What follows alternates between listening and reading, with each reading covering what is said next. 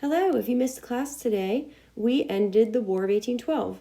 We fought one last battle and looked at the treaty that ended the war and looked at the effects of this war, both short-term and long-term.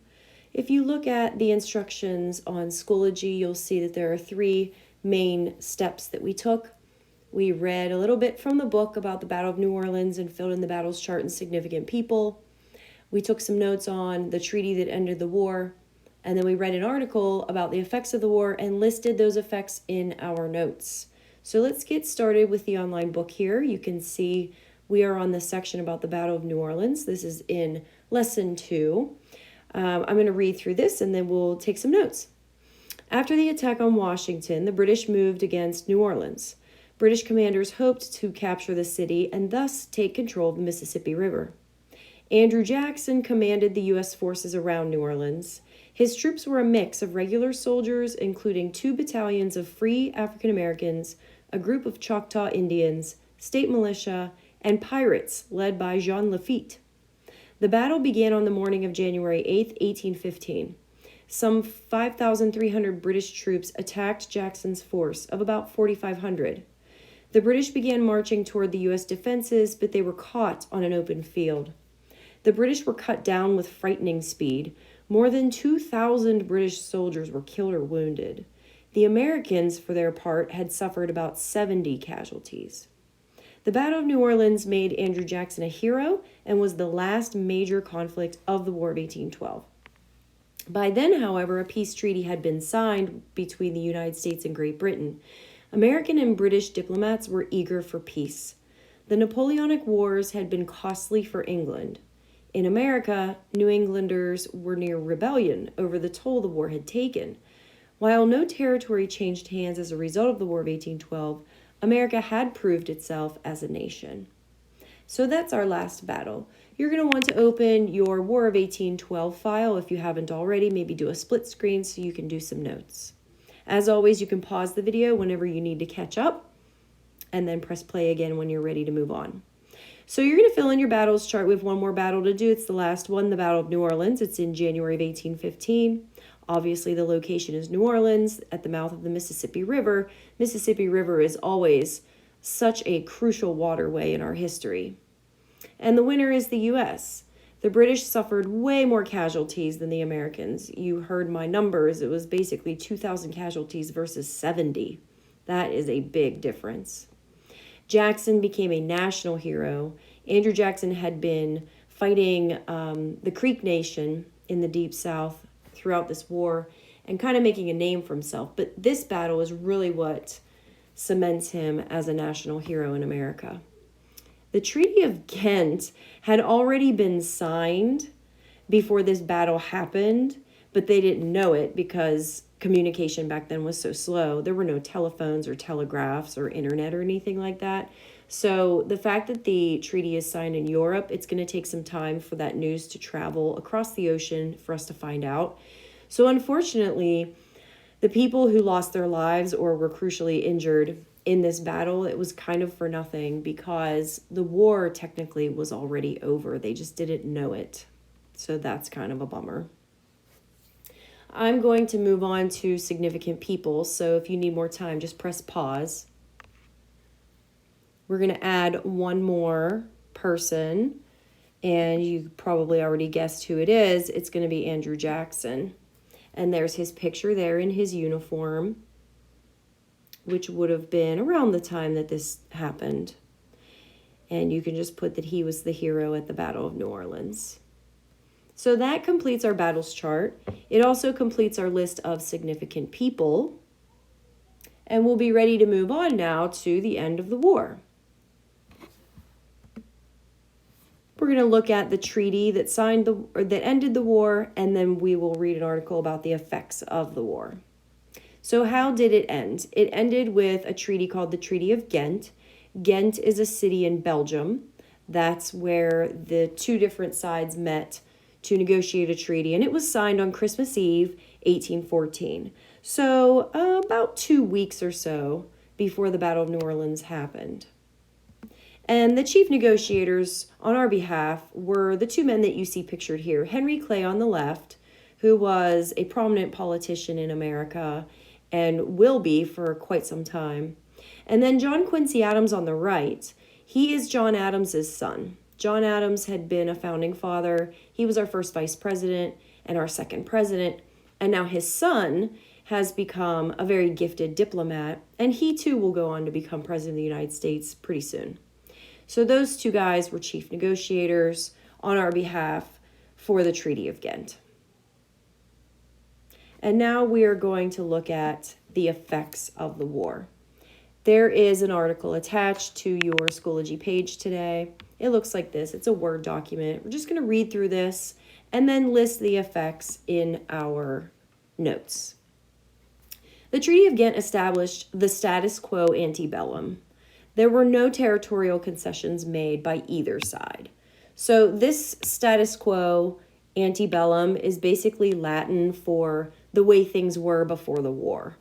There were no territorial concessions made by either side, so nobody gained or lost territory. Relations between the United States and Britain would remain peaceful, if not entirely tranquil, throughout the 19th century. Border adjustments between the U.S. and British Canada would be made in the Treaty of 1818.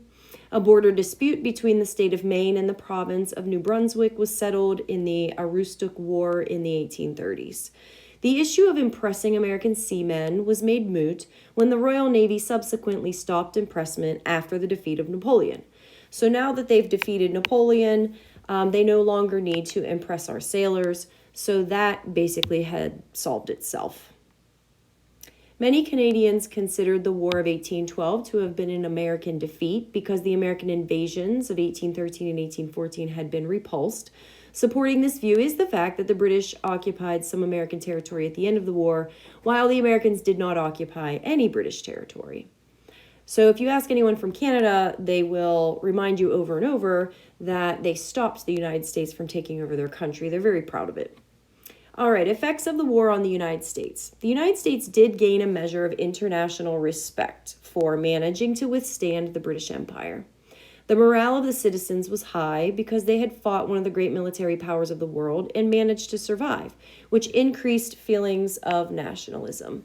The war has often been called the Second War of Independence. The war also contributed to the demise of the Federalist Party, which had opposed the war. So basically, after this war, we're no longer going to hear from the Federalists. They're going to be gone. A significant military development was the increased emphasis by General Winfield Scott on improved professionalism in the U.S. Army Officer Corps, and in particular, the training of officers at the United States Military Academy, which is called West Point. This new professionalism would become apparent during the Mexican-American War. So these are all good things for the United States.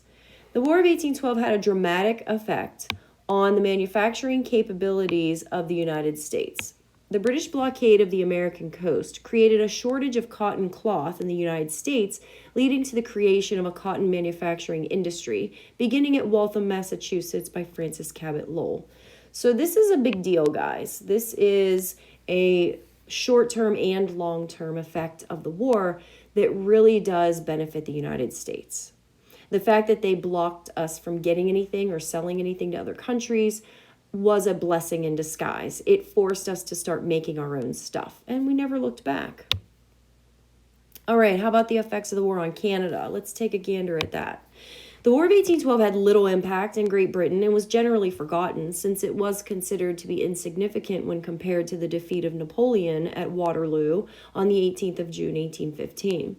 However, this was not the case in Canada, where the war had been a matter of national survival. The war united the French-speaking and English-speaking colonies against a common enemy, giving many inhabitants a sense of nationhood, as well as a sense of loyalty to Britain. At the beginning of the War of 1812, it is estimated that perhaps 1/3 of the inhabitants of Upper Canada were American-born. Some were United Empire loyalists, but others had simply come for low-cost land and had little loyalty to the British Crown. For instance, Laura Secord was originally an American immigrant to Upper Canada, but did not hesitate to make her arduous trek to warn the British forces of a pending attack by her former country. This nationalistic sentiment also caused a great deal of suspicion of American ideas like responsible government, which would frustrate political reform in Upper and Lower Canada until the rebellions of 1837. However, the War of 1812 also started the process that ultimately led to Canadian Confederation in 1867.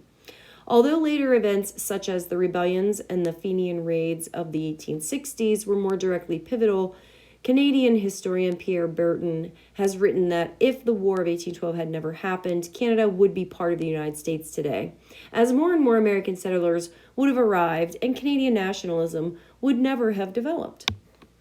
So, not only does the United States become more nationalistic, but so does Canada. All right. That's the article that I wanted you to read, and now let's go to our notes and fill those in. I was underlining as I went to draw your attention to some of the important items, and some of these we're going to list here. As always, whatever's highlighted will be on your test. No territory was lost or gained by either side. The U.S. did gain an enormous amount of international respect. Not only did we defeat the British in the Revolutionary War, but now we did not lose to them again. It's not like we can say we beat them, because there's really no winner or loser of this war. Things just go back to the way they were before the war started. But it proves that we didn't lose, and that's actually a really big statement to make.